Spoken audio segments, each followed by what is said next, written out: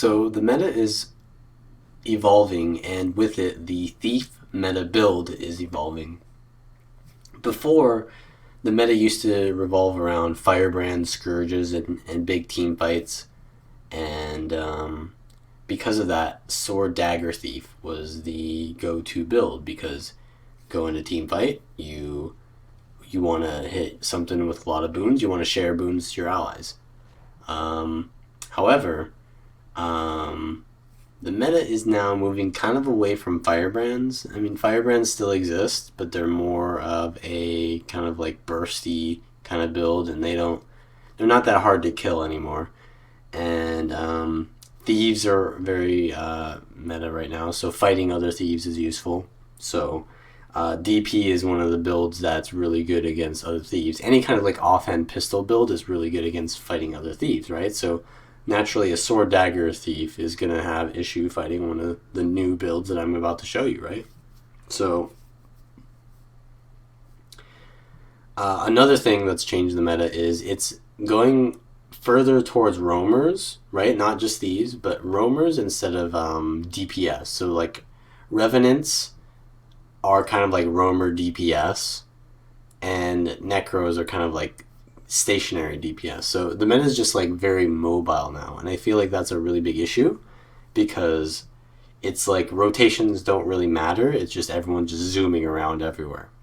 But because of this, the meta is evolved to around 2 builds for thieves. One is the pistol whip Daredevil, and the other is the Shadow Arts DP Daredevil.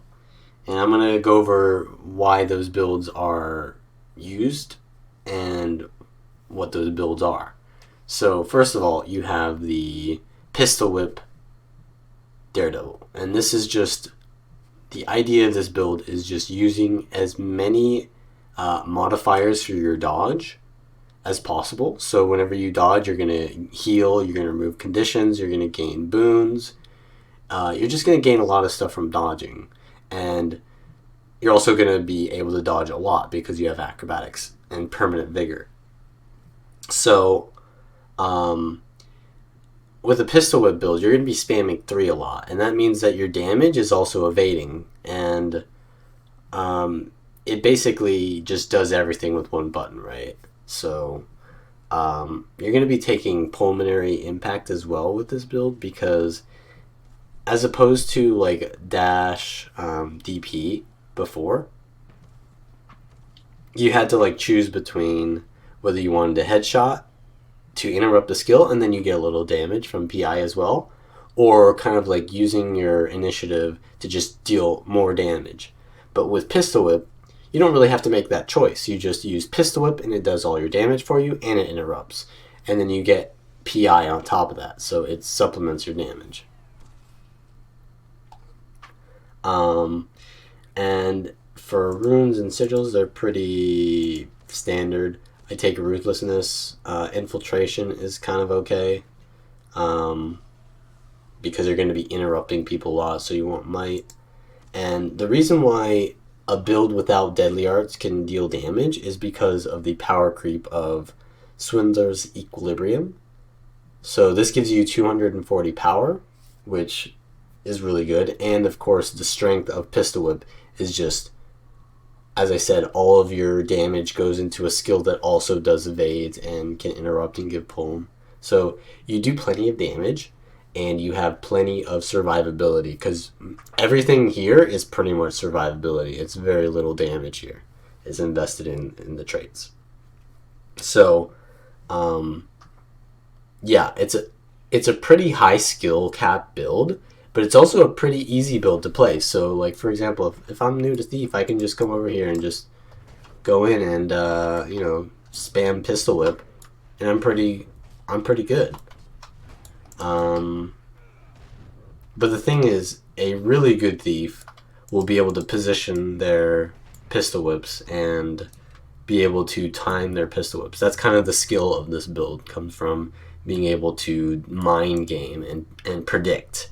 So, like, a lot of thieves are running this build already, but I've actually beaten almost all of them in 1v1 because I've been able to outplay them.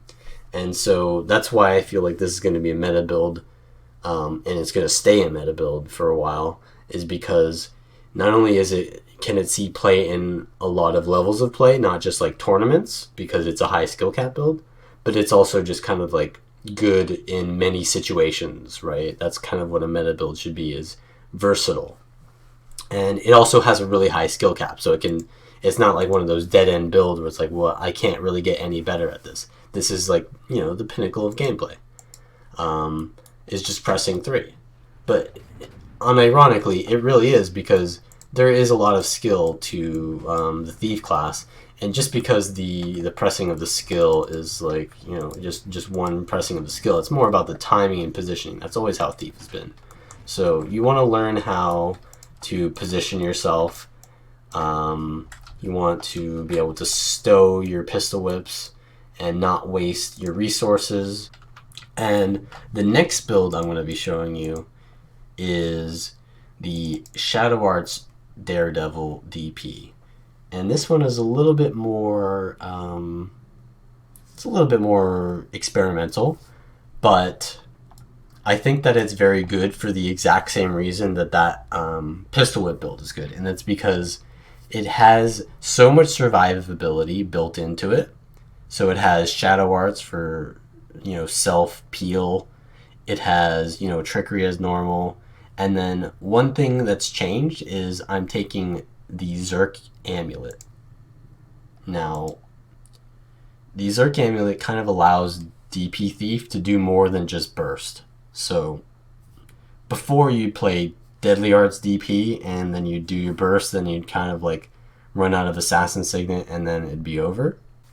But with Zerk amulet, you can kind of train your target a little bit better, and that's pretty important for Thief, because if you're reliant too much on your burst, you're going to be predictable, right? And that's another thing that Shadow Arts gives you, is you're not as predictable. So what I have here is I have Berserk Amulet with Divinity Runes, and I have the Daredevil trait as well to give you Vitality. So that allows you to run Zerk Amulet while also having 15,000 health, which is pretty nice, because it sort of makes DP viable again, right? And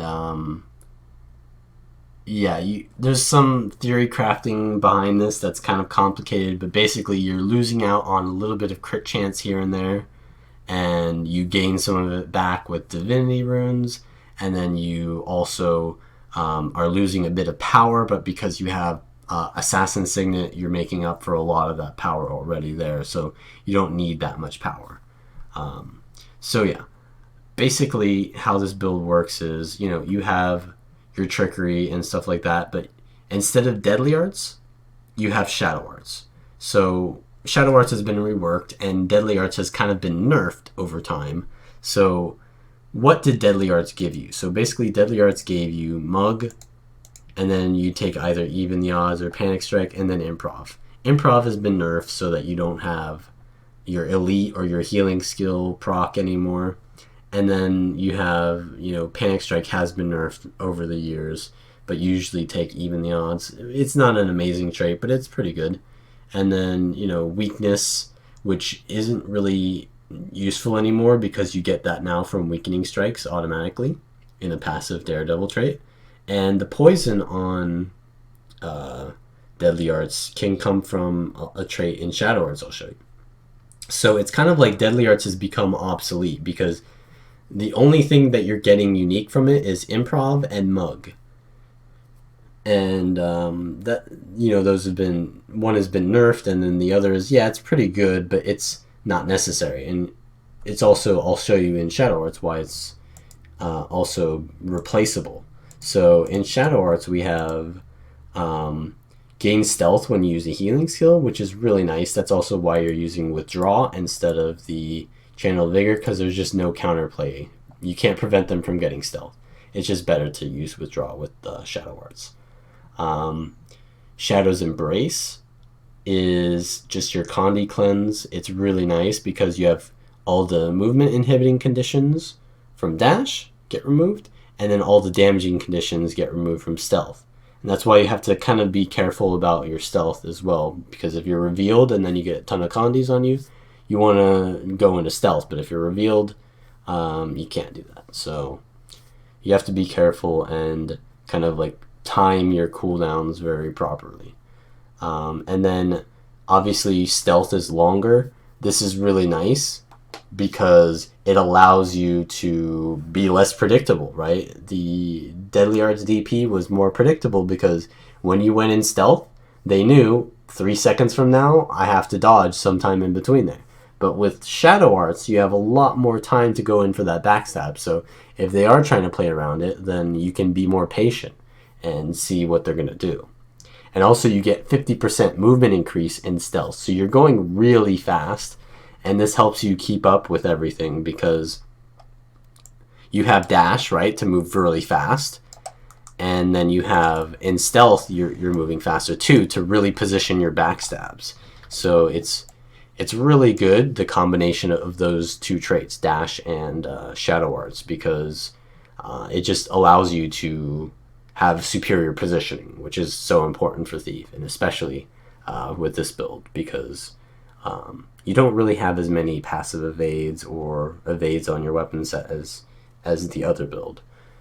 Then you have Leeching Venoms. This gives you a stacking venom when you're in stealth, so the longer you're in stealth, the more you get. And it gives you a leeching effect and a poison proc as well, so when the venom lands. So that's kind of like the replacement to the Deadly Arts poison on steel, because you get poison on more than just your steel. And yeah, it's just giving you Life Siphon, which is kind of like the, along with this trait, which gives you Life Siphon on stealth attacks, it gives you, you know, kind of like the replacement to Mug, because Mug gave you damage that was uncritical, and it healed you. This is kind of like the exact same thing, except it's not just tied to your steel, it's tied to stealth, kind of. So, yeah, it's like Deadly Arts has been replaced completely. And then Rending Shade. This is the most interesting part of this build. Now, normally people would think Shadow's Rejuvenation because it gives you such a reliable initiative gain and healing for really good sustain, but if you're playing a Thief and you're playing for the long game, you're probably losing. You're still a burst class, right? So Rending Shade is a little bit faster, and it's also really good. So how it works exactly is whenever you do a stealth attack, so usually backstab, but it does work with surprise shot as well. So whenever you do a stealth attack, you will steal 2 boons, and the boon steal from this is the exact same as Larcenous, not the same as Bountiful. So how Bountiful works is whenever you steal a boon, it has that priority on it, but it also gives you like a default kind of duration and stack. So it'll give you like 1 stability for like 4 seconds, even if you steal a 20 stack of stability for 10 seconds. However, Rending Shade will give you the exact copy. So if you steal a 25 stack of might for 2 seconds, then it'll give you that exact same duration. Or if you steal a 3 stack of might for 20 seconds, it'll give you that. If you backstab a target with 2 boons on it, it says here it'll give you a fear if the target has no boons. But the boon removal happens, and then you won't get the fear if they have boons on them, right? So they have to have no boons on them before you hit them to get the fear. So that's just something to remember here. So like if you steal backstab someone and they have like 5 boons, you won't get the fear, right? You'll need to steal backstab someone with like 3 boons, and that's just a little interesting. Like the fear is kind of unreliable. It's more about the boon steal, but it is something you want to play around. And how it works kind of is it's an AoE fear around you. So it's not on the target. So if I backstab this guy right here, it's not going to give the fear around this guy. So like this guy won't get feared, but it's based on me. So if I stand in between these two, it'll fear. You see, this guy got feared here. So you kind of want to position yourself in between the two things, right? You want to hit something and then fear the other thing in a way. This is a little bit more important for like the short bow if you're trying to get a fear with that, but it's kind of rare. One thing to remember is that downstate bodies, they lose all boons when they go down, right? So if you backstab a downstate body, you can actually do really nice plays for your team where you fear everyone else that's trying to res or is kind of like trying to counter cleave that situation. So it's a really good trait in my opinion, and I thought it was a lot worse than it actually is when it first came out.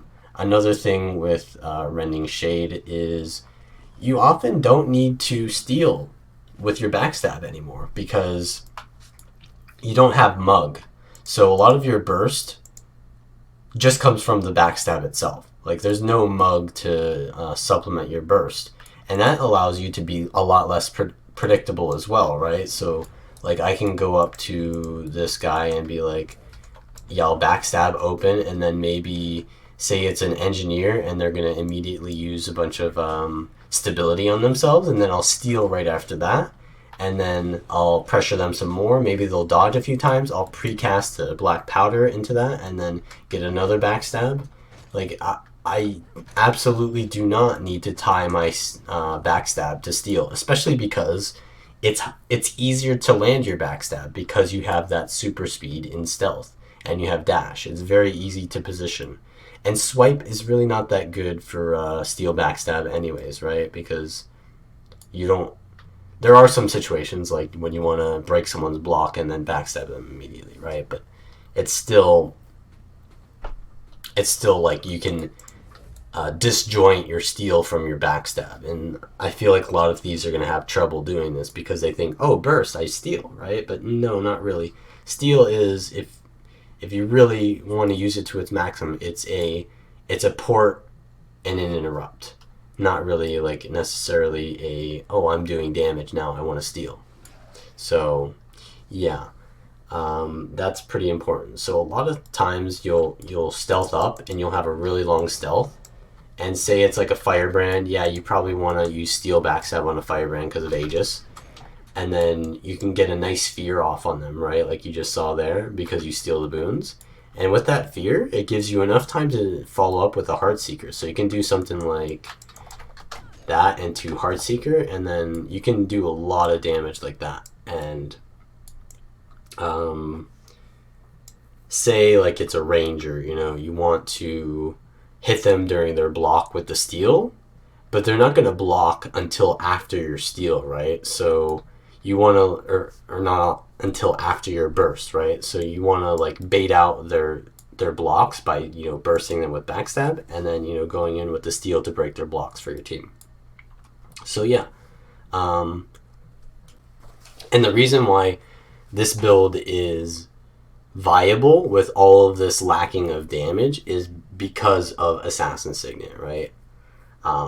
With purely Berserk Amulet or purely Assassin's Signet, you wouldn't really do enough damage to be that relevant. But because of these two kind of things coming together, the utility of Shadow Arts along with the damage of Assassin's Signet and the damage of Berserk Ami with still getting some vitality in return, is kind of, yeah, making this viable. And I think it's a very high skill cap build as well, so I think this will be meta. Probably a lot more difficult to play than the Pistol Whip version, but still very good. And I'm using Purging here because weakness isn't removed by any of these traits. So normally I'd have Escapist Fortitude, and that would remove weakness a lot, but I don't, so I use Purging to try to remove weakness. But yeah, that's pretty much it. Just remember, you want to disjoint your steel from your backstab in your head. You don't necessarily need to do that anymore. And yeah, just usually you want to use Assassin Signet when you backstab, not necessarily when you steal. You know, your steal doesn't need to be tied to your backstab, and it also doesn't need to be tied to your Assassin Signet, especially because you're not running improv. So, yeah. And obviously, Blinding Powder is really good because you have a second stun break, right? Normally, as deadly arts, you'd be running Assassin Signet because you need the Condi Cleanse, but with this, you don't. So it's like a combination of all these things coming together allows the build to work, right? Because it allows you to take the Omega damage from Assassin Signet without giving up the Condi Cleanse, without giving up the stun breaks, without giving up the damage, right? It allows you to have everything that the build needs to have quality of life and viability. So, yeah. And that's pretty much it. Here's the build again. These traits. And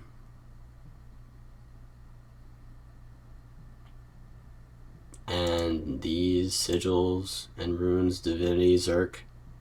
I take purging, but you can take revocation as well. And then exploitation, energy, cleansing.